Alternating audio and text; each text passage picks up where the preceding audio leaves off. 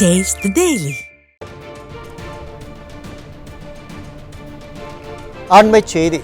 சென்னை கோடம்பாக்கம், மகாலிங்கபுரம், அஜீஸ் நகர் உள்ளிட்ட பல்வேறு குடியிருப்பு பகுதிகளில் மழைநீர் தேங்கி தீவு போல் காட்சியளிக்கிறது. வடிகால் வாய்க்கால்களில் மழைநீர் வெளியேறாததால் ஆங்காங்கே டிராக்டர்கள் மோட்டார் வைத்து மழைநீரை வெளியேற்றி வருகின்றனர்.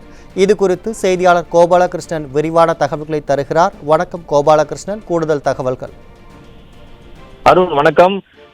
சென்னையில் நேற்று பெய்த மழையால் பிரதான சாலைகள் மட்டுமல்லாமல் குடியிருப்பு பகுதிகளிலும் மழைநீர் அதிக அளவில் தேங்கியது.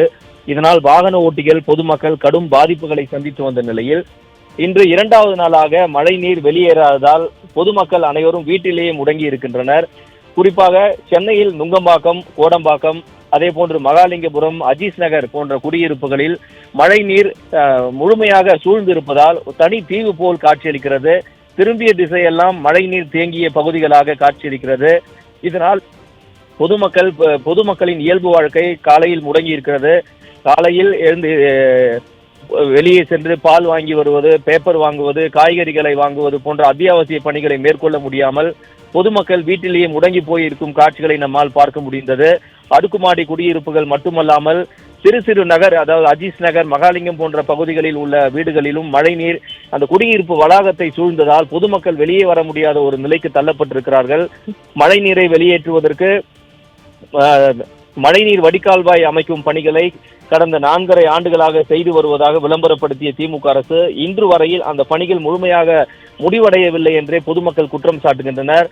தண்ணீர் குடியிருப்பு பகுதிகளில் தேங்கிய மழைநீர் வெளியேறாததால் சென்னையில் பல்வேறு இடங்களில், அதாவது 400க்கும் அதிகமான இடங்களில் டிராக்டர்கள் வைத்தும் ராட்சத மின் மோட்டார்கள் வைத்தும் இந்த தண்ணீரை வெளியேற்றும் பணியில் தான் சென்னை மாநகராட்சி ஈடுபட்டு வருகிறதே தவிர 4000 கோடி ரூபாய் திட்ட மதிப்பீட்டில் செய்யப்பட்ட மழைநீர் வடிகால்வாய் மூலமாக மழைநீர் வெளியேறவில்லை என்று பொதுமக்கள் குற்றம் சாட்டுகின்றனர்.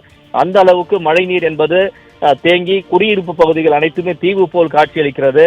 இந்த மழை பொழிந்த அடுத்த 2 மணி நேரம் 3 மணி நேரத்துக்குள்ளாக தண்ணீர் வடிந்துவிடும். அதிக அளவிலான மழை பொழிவு இருந்தாலும் கூட தண்ணீர் தேங்காது என தமிழக அரசின் சார்பில் அமைச்சர்கள் ஆங்காங்கே தெரிவித்து வந்த நிலையில் மழை பொழிந்து சுமார் 8 மணி நேரத்துக்கு மேலாகியும் இதுவரையில் தண்ணீர் வடியவில்லை என்பது ஒட்டுமொத்த பொதுமக்களின் குற்றச்சாட்டாகவே இருக்கிறது.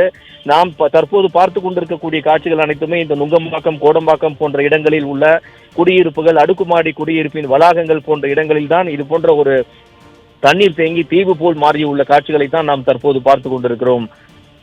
அருண், தகவலுக்கு நன்றி கோபாலகிருஷ்ணன்.